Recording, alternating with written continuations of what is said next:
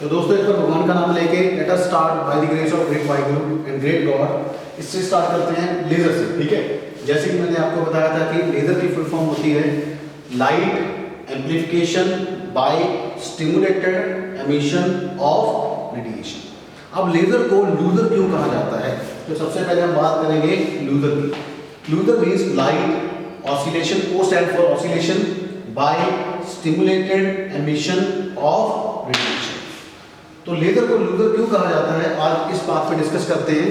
तो इसको हम बोलते हैं दोस्तों कंपोनेंट्स ऑफ लेजर। तो कंपोनेंट्स ऑफ लेजर के बेटा तीन पार्ट्स होते हैं। जो पहला पार्ट होता है पंपिंग, दूसरा पार्ट होता है लेजर मीडियम और जो तीसरा पार्ट होता है ऑप्टिकल रेजोनेटर।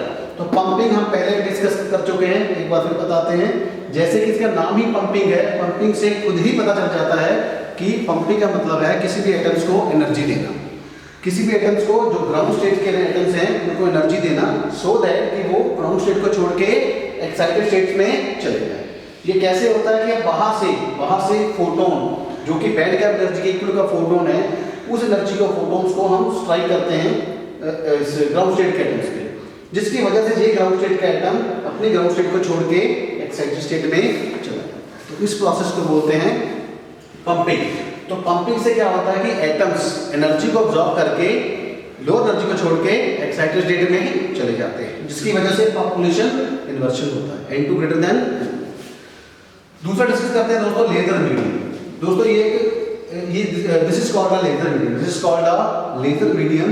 लेजर मीडियम में एक्टिव मीडियम होता है। वो एक्टिव मीडियम क्या होता है, मैं आपको एग्जांपल से बताऊंगा। जैसे कि हीलियम नियॉन लेजर की बात करते हैं।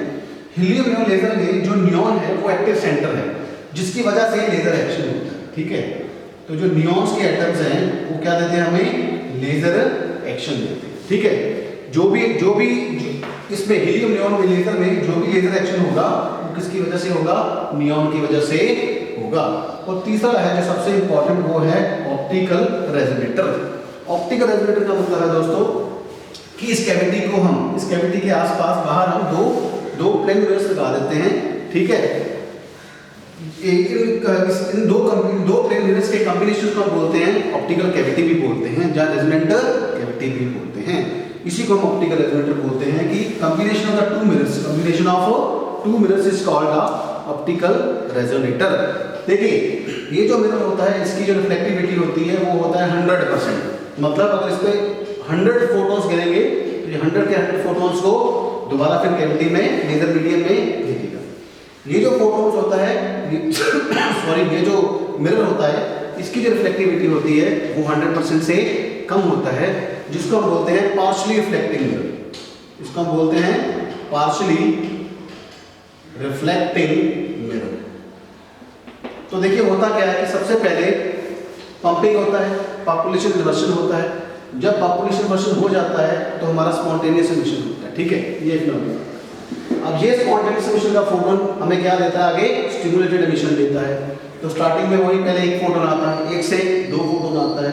ये जो स्टिमुलेटेड एमिशन का प्रोसेस है ये दोस्तों एक वैसा ही प्रोसेस है जैसे क्लास में कोई लड़का मूवी देखना चाहता है तो कभी वो अकेला मूवी नहीं देखना चाहेगा, वो अपने साथ वाले को कहता है कि चलो आप भी मेरे साथ मूवी देखने चलो। तो जिसकी वजह से क्या होता है कि जो एक फोटोन है, जो स्पॉन्टेनियस एमिशन का फोटोन है, जो स्पॉन्टेनियस एमिशन का फोटोन है वो साथ वाले जो अपना एटम है जो कि एक्साइटेड स्टेट में है उनको क्या करता है, वो ट्रिगर करता है कि आप भी मेरे साथ चलो। तो वैसे ही जैसे एक विद्यार्थी कहता है, एक स्टूडेंट कहता है कि मैंने मूवी देखनी है, तो अपने साथ वाले को कहता है कि आप भी मेरे साथ मूवी देखना चलो। तो इसका मतलब जो पहले स्टूडेंट का मूवी देखना है वो है स्पॉन्टेनियस एमिशन, स्पॉन्टेनियस फिनोमेना, और जो दूसरे का मूवी देखना है वो क्या है, स्टिमुलेटेड फिनोमेना। अब वो दो बच्चे क्या करते हैं, आगे को क्या करते हैं, स्टिमुलेट करते हैं कि आप भी हमारे साथ चलो। तो 2 से कितने बन जाते हैं दोस्तों, 4 बन जाते हैं, 4 से 8 बन जाती है, 8 से 16 बन जाते हैं। तो लेजर भी इसी एक्शन पे काम करती है कि वो सारे के सारे एटम्स इकट्ठे होके हमें क्या देते हैं, स्टिमुलेटेड एमिशन। जब स्टिमुलेटेड एमिशन से फोटोन्स इस मिरर पे पड़ते हैं तो होता क्या है कि ये तो पार्शियली रिफ्लेक्टिंग मिरर है, इस पे क्या होगा, कुछ फोटोन्स वापस भी जाएंगे कैविटी के अंदर, तो कुछ क्या देंगे हमें, यहाँ पे बना देता हूँ, ये जो बाहर के फोटोन्स हैं ये हमें क्या देंगे, लेजर बीम। क्या देंगे दोस्तों, लेजर बीम देंगे। हमें क्या देंगे, लेजर बीम देंगे। जब ये बाहर के फोटॉन्स अंदर कैविटी में जाएंगे तो ये क्या करेंगे, आगे क्या करेंगे, इस स्टिमुलेटेड एमिशन को मल्टीप्लाई करेंगे, इस स्टिमुलेटेड एमिशन को मल्टीप्लाई करेंगे। तो इसका मतलब इन फोटॉन्स को हम बोल सकते हैं फीडबैक। क्या बोल सकते हैं उसको, फीडबैक बोल सकते हैं कि ये आगे जाके मल्टीप्लिकेशन का काम कर रहे हैं। तो क्या कहेंगे हम, अगर एक वर्ड में बताना हो कि ये फीडबैक क्या काम कर रही है, मल्टीप्लिकेशन का काम कर रही है। फोटॉन्स क्या हो रहे हैं, मल्टीप्लाई। और जितने फोटॉन्स मल्टीप्लाई होंगे उतनी ही लेजर बीम क्या होगी, ज्यादा इंटेंस होगी, उतनी ही ज्यादा इंटेंस होगी। अब ये सारे के सारे फोटॉन्स इस मिरर पे पड़ते हैं जिसकी रिफ्लेक्टिविटी है 100%। जब ये 100% रिफ्लेक्टिविटी मिरर पे इंसिडेंट करते हैं तो सारे के सारे फोटॉन्स फिर अंदर आ जाते हैं।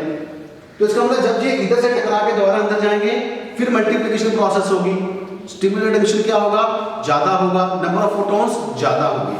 तो देखिए ये क्या हो रहा है, लाइट ऐसे ऑसिलेट कर रही है। This is called a oscillation of light, this is called a oscillation of light between the two mirrors. Hindi में बताता हूं कि दो मिरर्स के बीच में लाइट क्या करती है, ऑसिलेट करती है। तो ये एक ऑसिलेटर का काम करता है, ये फीडबैक क्या काम कर रही है, एक ऑसिलेटर का काम कर रहा है, जिसकी वजह से हम ए को रिप्लेस करके ओ लिख देते हैं। ठीक है, तो अब ये क्या बन गया, light oscillation by stimulated emission of radiation. तो ए को हम रिप्लेस कर सकते हैं ओ से। कैसे, क्योंकि ये एक ऑसिलेटर का वो काम कर रहा है। लाइट ऑसिलेट होती रहती है दो प्लेन मिरर्स के बीच में और हमें यहाँ पे एक लेजर बीम हमें प्राप्त होती है।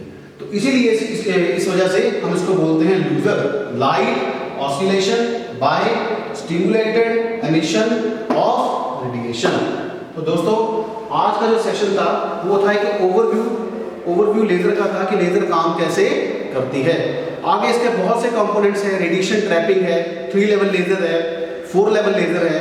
लेकिन ये जो आज का सेशन था ये था basic functioning of the laser. और आज का सेशन पूरे का पूरा हमने हिंदी ऑडियंस के लिए बनाया है ताकि जो भी हमारे बच्चे गाँव देहात में बैठे हैं वो इसका ज़्यादा से ज़्यादा फायदा उठा सके और हम उनका इंटरेस्ट लेजर में उनका इंटरेस्ट हम जगा सके। क्योंकि अभी ज़्यादा समय नहीं हुआ कि लेजर को अपना डिस्कवर किए। 1960 में ये इसको डिस्कवर किया था, अभी सिर्फ 62 साल ही हुए हैं। अगर हम किसी भी स्टूडेंट में लेजर के प्रति ये अवेयरनेस जब इंटरेस्ट क्रिएट करते हैं तो हमारे चैनल का जो मकसद है वो सॉल्व होगा। अगले लेक्चर में आगे हम इसका 3 लेवल लेजर और रेडिएशन ट्रैपिंग को हम डिस्कस करेंगे। हमारे चैनल के साथ बने रहिए। इसका नाम है DGNDJ फिजिक्स। अगर आपको सच में आज का सेशन अच्छा लगा हो तो प्लीज़ चैनल को सब्सक्राइब कीजिएगा, लाइक कीजिएगा, कमेंट कीजिएगा और शेयर कीजिएगा। और गांव देहात के गांव तक बच्चे तक ये सेशन पहुंचना चाहिए ताकि हर एक का इंटरेस्ट लेजर में पहुंचे, हर एक नुक्कड़ तक ये लेक्चर पहुंचना चाहिए। इसी के साथ मैं आपसे अलविदा लेता हूँ। कल फिर मिलेंगे एक नई सेशन के साथ, 3 लेवल लेजर और रेडिएशन ट्रैपिंग के साथ। तब तक धन्यवाद।